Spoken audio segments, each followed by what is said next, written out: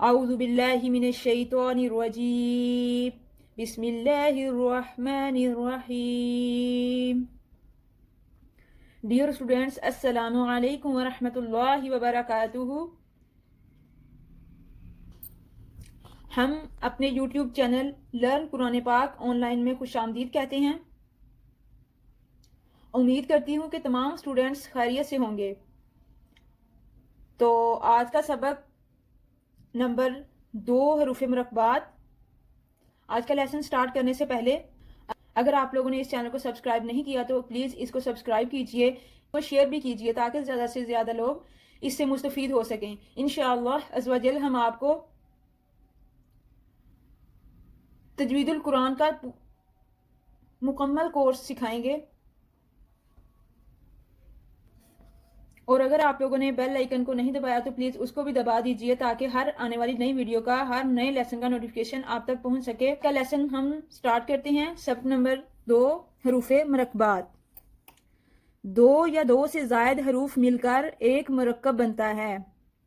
जैसा कि हमने पिछले सबक नंबर 1 में पढ़ा था, हरूफे मुफरदात मतलब अलिफ, ब, त,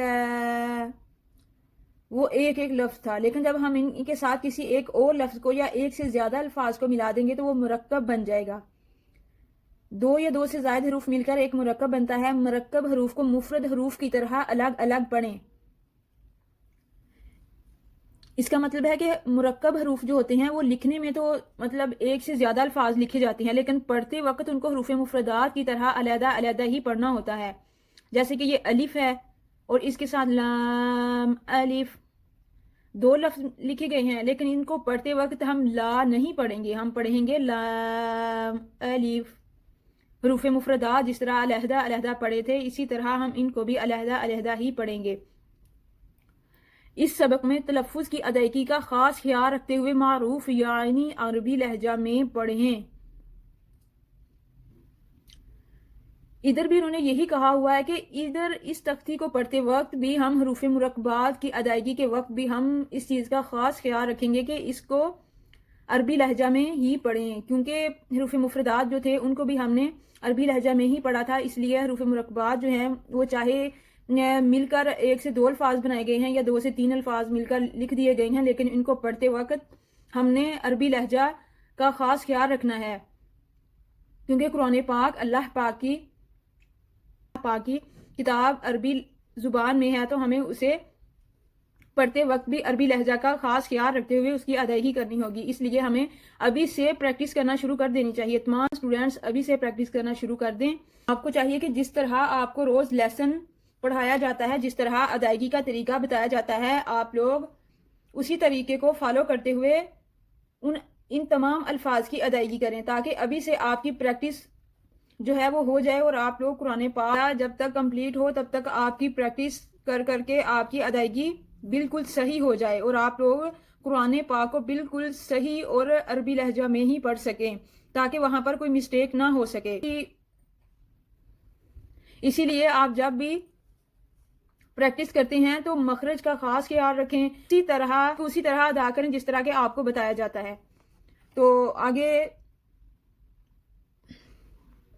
जब 2 या इससे ज़ायद हरूफ मिलाकर लिखे जाते हैं तो इनकी शक्ल कुछ बदल जाती है। अक्सर हरूफ का सर लिखा जाता है और दर्द छोड़ दिया जाता है।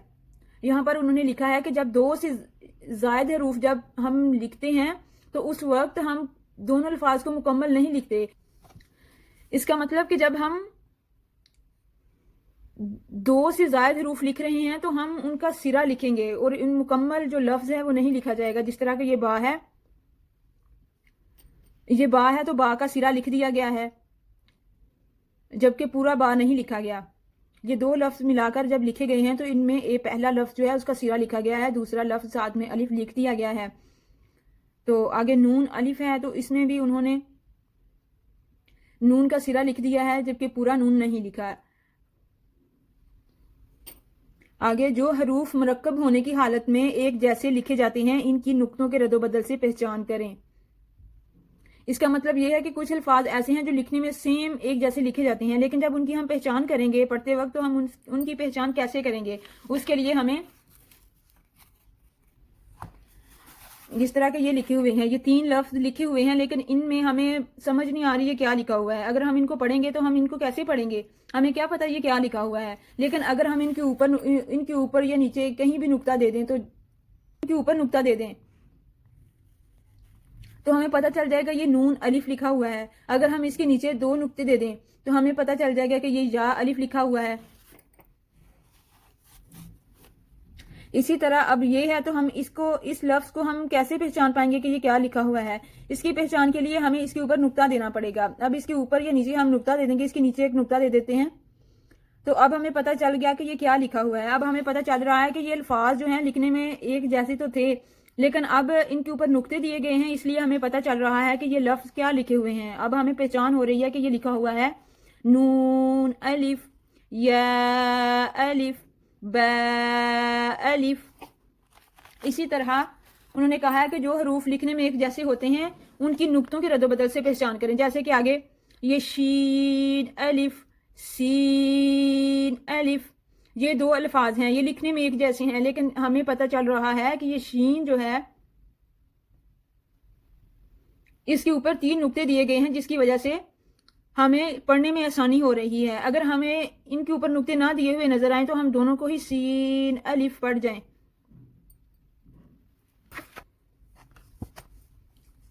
تو آپ تمام اسٹوڈینٹس میرے پیچھے پیچھے دہرائیے گا. میں آپ کو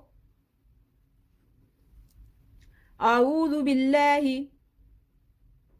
من الشیطان الرجیم بسم اللہ الرحمن الرحیم. اب ہم تعوذ اور تسمیہ کو اکٹھا پڑھتے ہیں.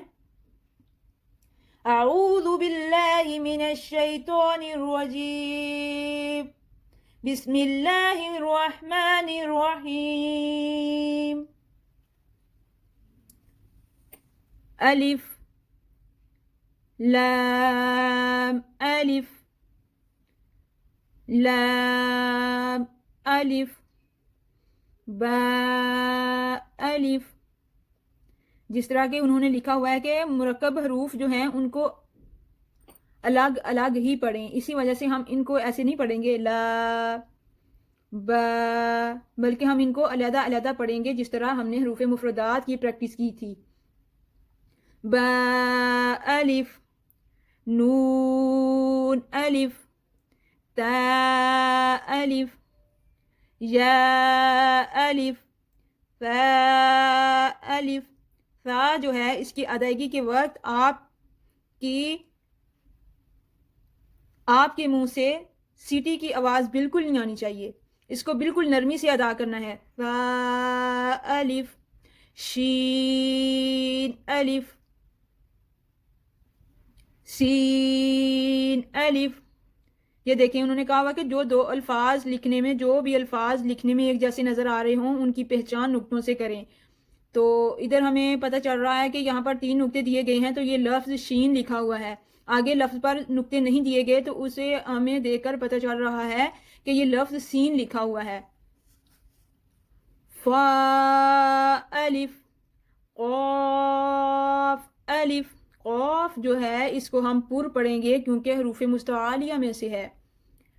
جیم الف خا الف. خا جو ہے یہ بھی حروف مستعالیہ میں سے ہے، آپ لوگوں نے مجموعہ پڑھا تھا قص. تو خا جو ہے حروف مستعالیہ میں سے ہے، اس لیے ہم اس کو بھی پر کر کے یعنی موٹا پڑھیں گے. ہا الف عین الف. عین کی آواز جو ہے وہ حلق میں سے نکالیں گے. عین الف غین الف صاد الف صاد. یہ لفظ جو ہے یہ بھی حروف مستعالیہ میں سے ہے، اس کو بھی ہم موٹا کر کے پڑھیں گے، منہ بھر کے پڑھیں گے. ضاد الف تو الف زو الف میم الف ہا الف کاف الف.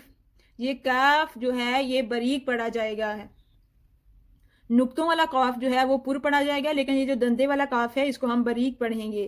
کیف الف.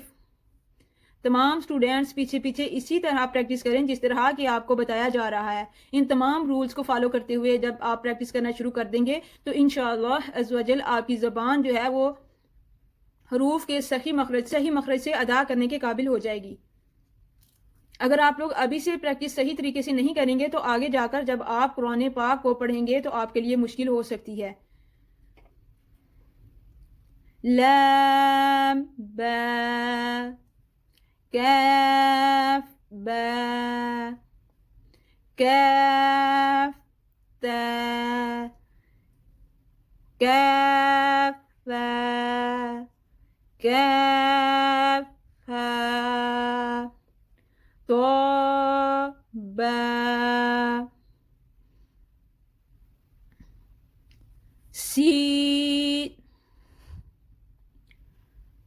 سین لام شین لام صاد لام. آپ کو پہلے بھی بتایا تھا پچھلی ویڈیو میں بھی، ان کو ادا کرتے وقت ہم ناک سے آواز نہیں نکالیں گے. سین شین لام، یہ غلط ہو جاتا ہے اکثر اوقات جب ہم پڑھتے ہیں تو یہ لہنے جلی ہو جاتی ہے اور لفظ جو ہے اس کا مطلب بدل جاتا ہے. اس لیے ہمیں ان چیزوں کا خاص خیال رکھنا ہوگا. آپ کو ابھی سے میں اسی لیے بتا رہی ہوں تاکہ آہستہ آہستہ آپ لوگوں کی پریکٹس ہوتی جائے اور آپ کی زبان جو ہے وہ حروف کو ان کے اصل مخرج سے نکالنے کے ساتھ ساتھ ان کی، اس لیے میں آپ کو ابھی سے بتا رہی ہوں کہ تاکہ آپ کو بعد میں جب آپ قرآن پاک کو پڑھیں تو آپ کے لیے کچھ مشکل نہ ہو بلکہ آپ کی پریکٹس ہوئی ہو اور آپ آسانی سے قرآن پاک کو بغیر کسی غلطی کیے پڑھ سکیں.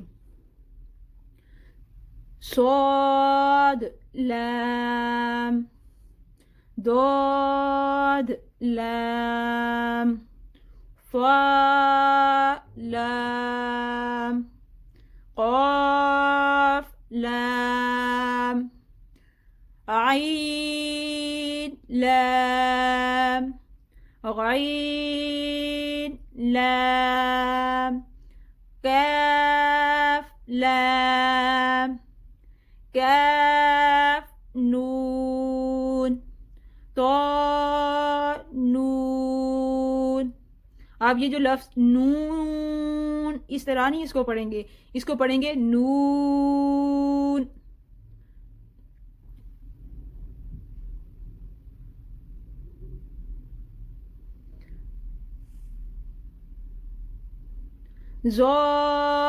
نون. تو آج کا آپ کا لیسن ہے حروف مرکبات، تو آپ نے اس کی اچھی طرح سے پریکٹس کرنی ہے جس طرح کہ آپ کو بتایا گیا ہے. ان تمام رولز کو فالو کرتے ہوئے آپ نے ان کی اس پوری تختی کی پریکٹس کرنی ہے. اگر آپ لوگوں کے پاس مدنی قاعدہ نہیں ہے تو آپ لوگ بازار سے منگوا لیں اور اس کو کم 1 گھنٹہ تو بیٹھ کر اس کی پریکٹس کیا کریں تاکہ الفاظ کو آپ لوگ اصل مخرج سے ادا کرنا سیکھ لیں. آج میں نے حروف مرکبات آپ کو پڑھایا ہے تو اس کی تختی بھی کچھ آپ کو پڑھا دی ہے اور آپ لوگوں نے اس کی پریکٹس کرنی ہے. آج کے لیسن میں کچھ بھی مشکل نہیں ہے، اس میں صرف یہ ہے کہ 2 سے جب زیادہ الفاظ لکھے جاتے ہیں، 2 یا اس سے زیادہ الفاظ لکھے جائیں تو ان کو مرکب کہتے ہیں، اور مرکب ایک لفظ کو مرکب کہتے ہیں. جس طرح کہ یہ لکھا ہوا ہے لام الف، یہ ایک مرکب لفظ ہے. لیکن جب ہم یہ پوری تختی دیکھیں گے تو اس کو ہم کہیں گے کہ یہ حروف مرکبات ہے. مرکب کی جمع مرکبات ہوتا ہے، اس لیے یہ ایک لفظ مرکب ہے اور یہ پوری تختی، یہ زیادہ الفاظ جو ہیں یہ سارے الفاظ مرکبات میں شامل ہوں گے. اور امید کرتی ہوں کہ آج کا سبق آپ کو سمجھ آ گیا ہوگا اور اس میں کچھ بھی مشکل نہیں ہے. صرف یہ ہے کہ 2 یا 2 سے زائد حروف جب مل کر لکھے جاتے ہیں تو وہ مرکب بن جاتے ہیں. 2 حروف مرکب حروف جو ہیں ان کو پڑھتے وقت ہم علیحدہ علیحدہ ہی پڑھیں گے، جس طرح کہ ہم نے حروف مفردات کی ادائیگی کی تھی. اور ان کی ادائیگی کرتے وقت ہمیں اس چیز کا خاص خیال رکھنا ہوگا کہ ان کو معروف یعنی عربی لہجہ میں ہی پڑھنا ہوگا اور اس کے علاوہ لکھا ہوا ہے کہ جب 2 یا 2 سے زائد حروف مل کر لکھے جاتے ہیں تو ان کی شکل کچھ بدل جاتی ہے اور اکثر حروف کا سار لکھا جاتا ہے اور دار چھوڑ دیا جاتا ہے، جس طرح کہ یہ با الف لکھا گیا ہے۔ اسی طرح انہوں نے کہا ہوا ہے کہ کچھ حروف جو ہیں، کچھ لفظ ایسے ہیں جو کہ لکھنے میں ایک جیسے ہوتے ہیں لیکن ان کی پہچان ہم نقطوں سے کریں گے۔ نقطوں کے رد و بدل سے پہچان کرنے کا طریقہ یہی ہے کہ اگر ہم ان الفاظ کے نیچے نقطہ دے دیں گے تو یہ با الف بن جائے گا، اگر اوپر نقطہ دے دیں گے نون الف بن جائے گا۔ مطلب کہ جب ہم تبدیل کر کے نقطے دیں گے تو وہ جو لفظ ہیں وہ ہمیں پتہ چلے گا کہ یہ کیا لفظ لکھے ہوئے ہیں۔ آج کی ویڈیو میں اتنا ہی، انشاءاللہ عز و جل ہم آگے آپ حروف مرکبات کی یہ جو ایک تختی ہے اس کی مکمل تختی کی اگلی ویڈیو میں آپ کو پریکٹس کروائی جائے گی، اور آپ لوگوں کا جو سبق ہے، جو لیسن ہے، جو آپ لوگوں نے اس ویڈیو سے اگلی ویڈیو آنے تک کام کرنا ہے وہ آپ کا کام ہے۔ آپ لوگوں نے اس کی اچھی طرح سے پریکٹس کرنی ہے۔ اگر کسی چیز کی آپ کو سمجھ نہ آئے تو پلیز آپ کمنٹس میں پوچھا کریں، تاکہ اگر اس طریقہ سے آپ کو سمجھ نہ آئے تو اس کے علاوہ کسی اور طریقہ کے ساتھ، ایک نئے میتھڈ کے ساتھ آپ کو سمجھا دیا جائے، تاکہ آپ لوگ قرآن پاک کو بغیر غلطی کے پڑھنے کے قابل ہو جائیں۔